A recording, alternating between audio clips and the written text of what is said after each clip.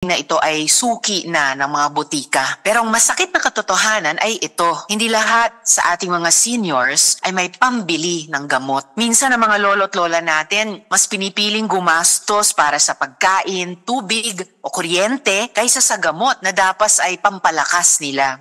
Ayon sa PSA, aabot sa 11 million na ang senior citizens sa ating bansa. At karamihan sa kanila may iniindang sakit na panghabang buhay ang gamutan tulad ng hypertension, diabetes, arthritis at iba pa. Kapag birthday ng ating mga lolo at lola, lagi nating hinihiling ang good health at long life para sa kanila. Pero paano natin mapapahaba ang buhay ng ating mga lolo at lola kung wala silang pambili ng kanilang mga gamot? Paano magiging malusog kung walang maintenance med sa health center o kung hindi man lang natin mabantayan ang kanilang kalusugan at kagalingan? Mr. Chair, this is exactly why I filed Senate Bill number 1204 o the Lingap Gamot at Resistensya pa para sa nakatatandang Pinoy Act, which is pending referral to this committee. Sa oras na maging batas, harinawa ang bill ko na iyan, hindi na kailangang mag-alala ang ating mga lolo at lola kung saan kukunin ang pambili ng maintenance dahil magiging libre ito sa lahat ng health centers at partner na butika. Libre rin ang vitamins, libre rin ang supplements. Yan ay mga konkretong solusyon sa matagal ng hinaing ng ating mga senior. Dapat hindi na kailangang mag-alala ang ating mga lolo at lola kung saan nila kukunin ang pambili ng gamot. Bahagi rin ng panukalang ito ang pagpapalawak sa guaranteed and accessible medications for outpatient treatment o gamot package ng PhilHealth para makakuha pa rin ng libreng gamot ang ating mga lola at lolo kung sakaling wala ang mga ito sa kanilang mga health center. At bilang dagdag na suporta, Mr. Chair, isinusulong ko pa rin ang Senate Bill number 215, ang Linga para kay Lolo at Lola Act, na magbibigay ng 1,500